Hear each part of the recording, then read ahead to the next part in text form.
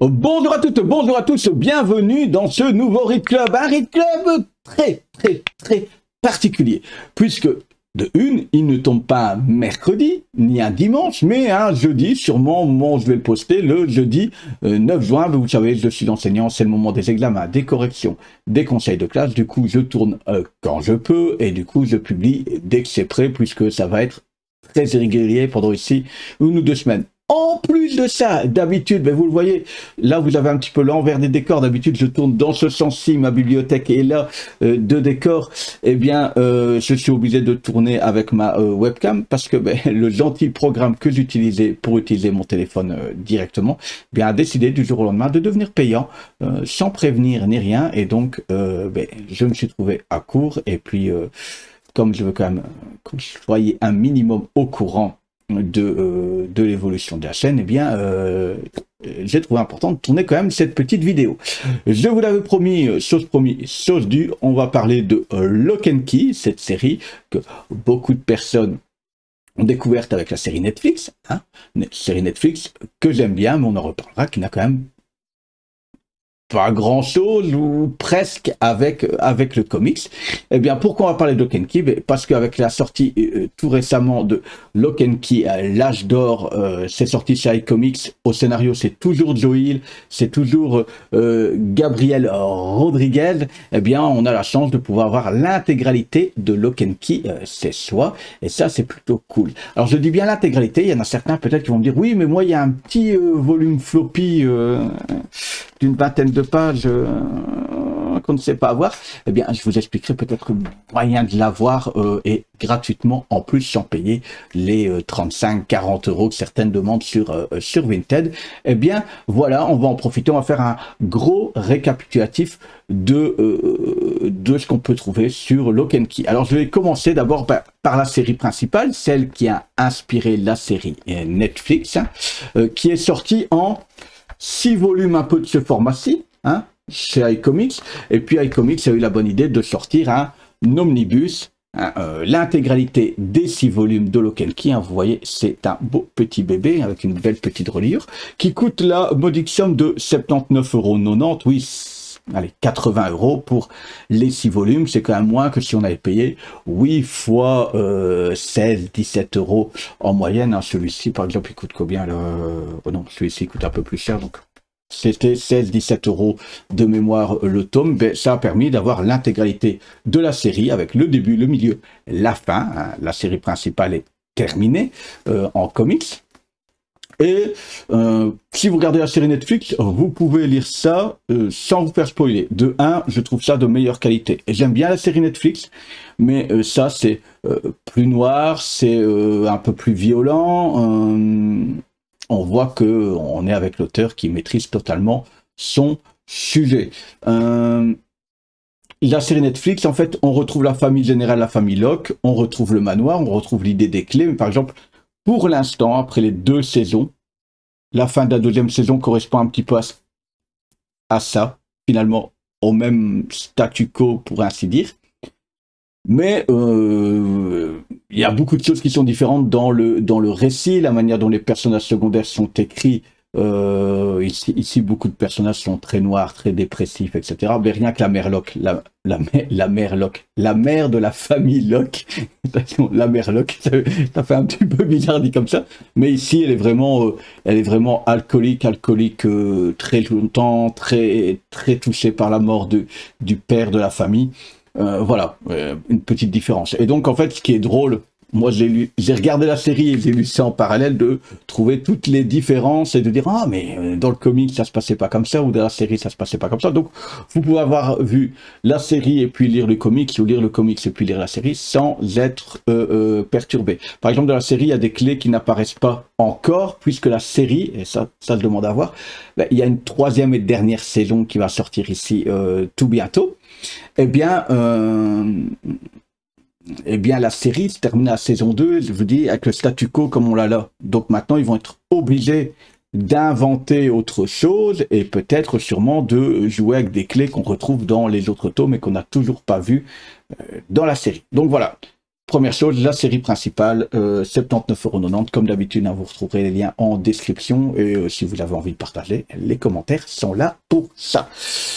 Hop, une fois qu'on avait fait ça, vous voyez vraiment tout l'envers du décor. D'habitude, je pose ça aussi, mais c'est en face de moi. Ensuite, qu'est-ce qui était sorti? Lock and Key et Solitaire, un tout petit recueil à 10,90 €, hein, avec des récits courts sur Lock and Key, sur le manoir des Locke. Alors on trouve 3 récits de mémoire. Le premier a un récit qui est magnifique, c'est peut-être le plus beau récit de tous. Décrocher la lune, Under the Moon en anglais, où on retrouve une famille des ancêtres de la famille Locke de la série et de la série principale, hein, de la série Netflix. Voilà, qui sont touchés par une situation très particulière avec un enfant malade. C'est plein de poésie, ça parle de la mort, du deuil, du renoncement, etc. C'est super sympa. Puis on a un récit qui s'appelle Grindhouse. Là, on change un petit peu de style graphique. Et là, on est sur des criminels qui rentrent dans le château après un braquage pour se mettre à l'abri.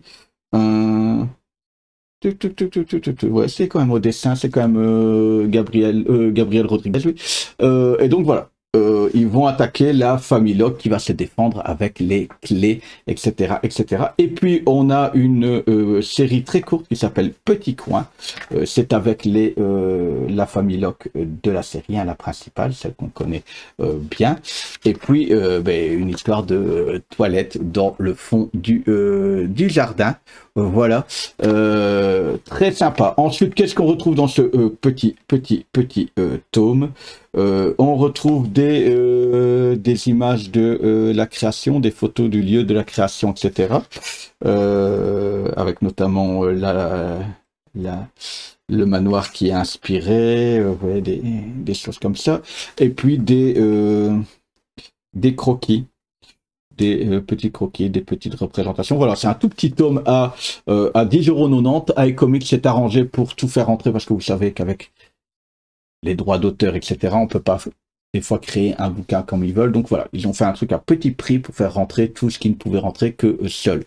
Ce qui fait que ensuite, on a eu Lock and Key, donc qui vient de sortir à l'âge d'or. Et alors là, la particularité, c'est que toutes les histoires sont liés à la famille Locke, les ancêtres, hein, qu'on retrouve dans Under the Moon, donc dans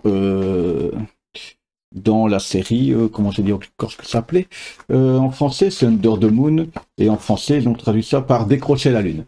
Voilà, Décrocher la lune, on retrouve là-dedans toute la famille de Décrocher la lune. Et du coup, déjà, première chose, on retrouve là-dedans une première chose, modèle réduit. Modèle réduit, si vous avez suivi la série, la saison 2, eh bien ça traite de, on la voit là, de, hop,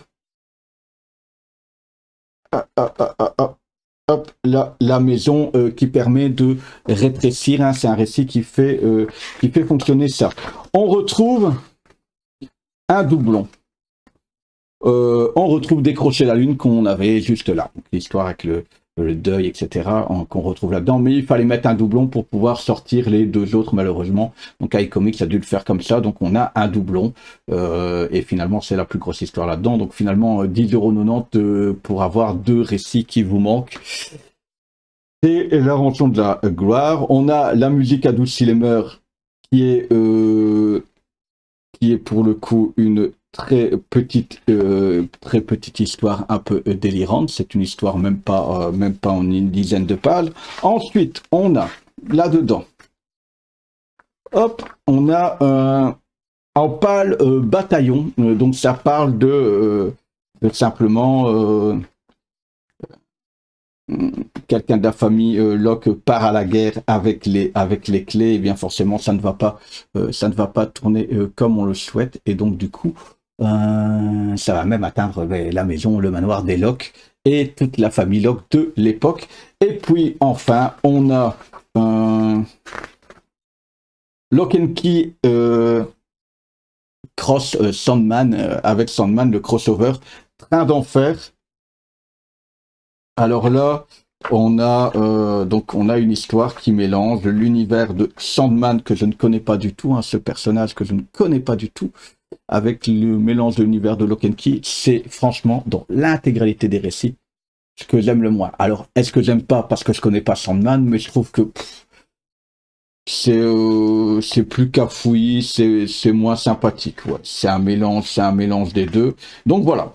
En tout cas, ce récit, l'Âge d'Or reprend tout ce qui manquait. Hein. D'ailleurs, ça a gagné un Eisner Award du série multiprimée aux Eisner Awards, Galty Award du meilleur one-shot pour modèle réduit, et le crossover événement qui transforme la famille Locke, etc. Donc ça a gagné des Eisner Awards, c'est bien normal. Excusez-moi. Mais donc là-dedans, on a toutes les histoires sont liées à les ancêtres de la famille Locke de la série et de la série régulière en comics. Vous allez me dire, il y a une chose qui manque, c'est celui-ci, Lock and Key, une vie de chien, qui a été offert lors d'un événement par iComics, si vous passiez chez eux, voilà. C'est un petit récit assez cocasse, hein, mais vous voyez, c'est très petit, très petit.